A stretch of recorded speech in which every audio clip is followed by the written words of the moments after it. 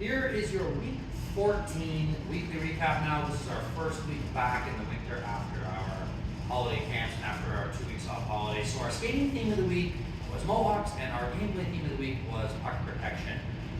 Right off the hop here, I want to talk about the homework section because if you look at the game sense homework section, we have a brand new way that we're doing it. So if you go and click there, you watch that video, you're going to see my instructions for what the homework is in the first minute or so, where you're basically watching a Crosby video on YouTube that highlights some of his edge work and his puck protection and skating.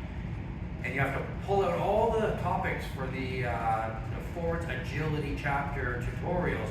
Anyways, after you've done that homework, keep going in the video. You're going to see me doing my commentary and actually providing the answers right there. So really excited at that new format that we're going to run with and see how that goes. I think you guys will find that awesome as well.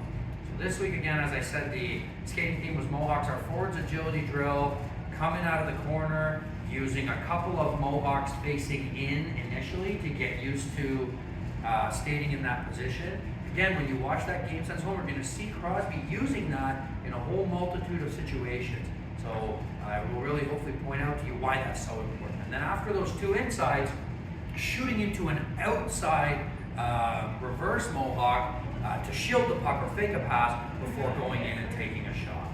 That was your forwards agility drill. And of course, one of the gameplay drills at the end built off of that, where it was actual one-on-one, and now you had the defender down on two knees on the circle, and the forward starting with the puck and going in and reverse Mohawk shielding, creating that contact, and then playing out the one-on-one after that. Now the shooting drill, similarly, we started with open hip shots. So for a righty, moving over here to the left, and firing the open hip shot. But one of the ways, if you're in that open hip glide position and you don't have a shot, maybe you want to move to build some speed or move to draw the defenders over and create options to pass in the other direction. You're in that Mohawk glide position and you can use your Mohawk hits to speed up and accelerate over. Then you could still shoot, which is what we did in the shooting drill, but of course you could make a pass or make another play by pulling defenders over. So that was how we used the Mohawk into the shooting drill in the shooting concepts. Now moving into the stick handling drill, this was a beauty. We had basically a whole lineup of pucks, 10 pucks, and you were doing a figure eight on these two, and then zigzagging through and doing a figure eight on the next level, and then zigzagging through and continuing to go all the way up. So 10 figure eights. We call this drill figure 80 for that reason, 8 times 10. And then of course there's a forehand version for some of the older kids where you're keeping the puck only on your forehand and then pushing it through to the next one and only on your forehand and then pushing it through to the next one. And a really cool hidden part in there that a lot of people might not have even realized was as you're shifting your weight from one side to the other to complete that, you'll find your body going into Mohawk position naturally anyway, almost like open hip glide Mohawk position. So that was your stick handling drill of the week. For the acceleration, we were working on the double trampoline jumps, one of my favorites. For the younger groups, just the puddle jump, which is really working on pushing underneath on the cross push and getting power on that cross push to cover distance. The basic trampoline jump, of course, adding the next step, springing off this crossover foot, so pushing one, then two, and jumping. And the double trampoline jump being where after you've pushed underneath and after you've sprung there, you open up your hips, spring, and then stop facing the other way. 1, 2, stop facing the other way.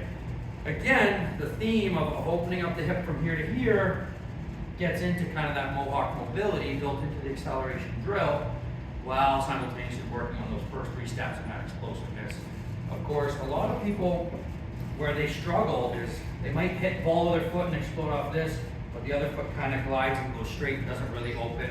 And that's a good indicator of how explosive you're going to be and how quick you're going to be with those steps, is whether you can open up those hips. And the final gameplay drill from this week's session was either a Mohawk tag around the net or around 2 sticks, or a keep away drill where you're trying to use your body position, use reverse Mohawks, use kind of your skates and your body and your shin pads in against their stick to just protect the puck, but just protect the puck in one stationary spot versus skating away from the other player.